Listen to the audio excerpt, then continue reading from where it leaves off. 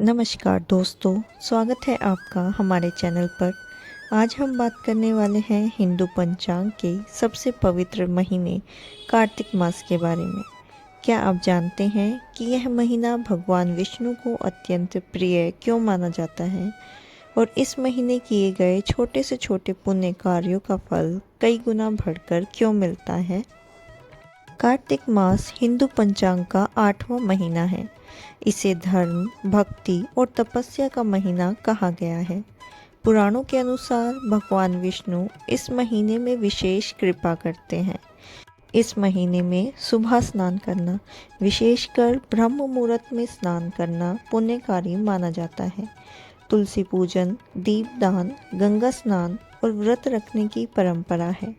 एकादशी व्रत का खास महत्व है। यहीं से शादी ब्याह की शुरुआत मानी जाती है। इस महीने हर दिन दीप जलाना शुभ माना जाता है। तुलसी के सामने दीप लगाना और जल अर्पित करना विशेष पुण्यकारी होता है। खासकर शालिग्राम शिला की पूजा करने से हजारों यज्ञ का फल मिलता है। श्री हरि को शुद्ध जल, तुलसी पत्र और दीप अर्पित करने से विशेष लाभ प्राप्त होता है। हर दिन अत्यंत पुण्यकारी होता है। गंगा स्नान, दीपदान और भगवान विष्णु एवं शिव दोनों की पूजा की जाती है। कई जगह देव दिवाली भी मनाई जाती है। काशी में विशेष महोत्सव होता है। कार्तिक मास में और भी बहुत सारी खास बातें हैं और आध्यात्मिक रहस्य हैं जिन्हें लोग बहुत कम जानते हैं। कार्तिक मास में भगवान विष्णु सोकर जागते हैं। आषाढ़ शुक्ल एकादशी से भगवान विष्णु योग निद्रा में चले जाते हैं। फिर कार्तिक शुक्ल एकादशी को वो जागते हैं। इसे देव जागरण भी कहा जाता है। इसी दिन से शादी ब्याह और मांगलिक कार्यक्रमों की शुरुआत होती है। इसे एक आध्यात्मिक नव वर्ष की तरह भी माना जाता है। वृंदावन और बरसाने में कार्तिक मास को राजोत्सव के रूप में मनाया जाता है। हर रात रासलीला होती है जो राधा कृष्ण प्रेम का प्रतीक है। इसे सुनना और देखना आध्यात्मिक शुद्धि के लिए बहुत शुभ माना जाता है। तुलसी के पास दीपक जलाना सिर्फ एक आध्यात्मिक क्रिया नहीं, बल्कि इसमें ऊर्जा और वायुमंडल की शुद्धि का रहस्य है। कार्तिक की रात को ऊर्जा का स्तर अधिक संवेदनशील होता है और दीपदान से सकारात्मक ऊर्जा फैलती है।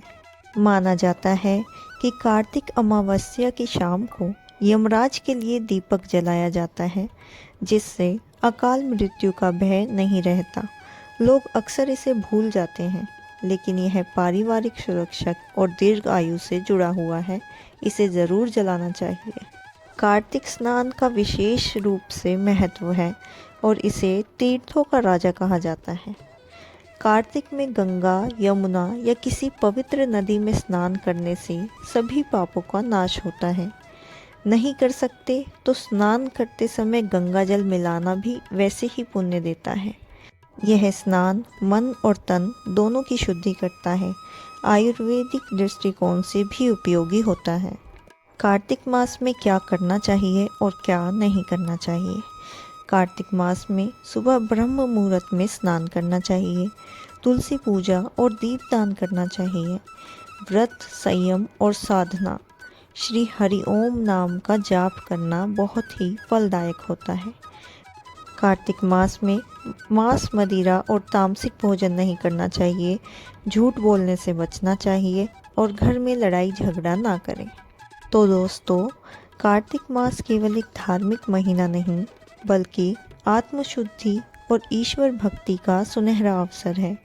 अगर आपने अभी तक इसकी शुरुआत नहीं की, तो अब भी समय है।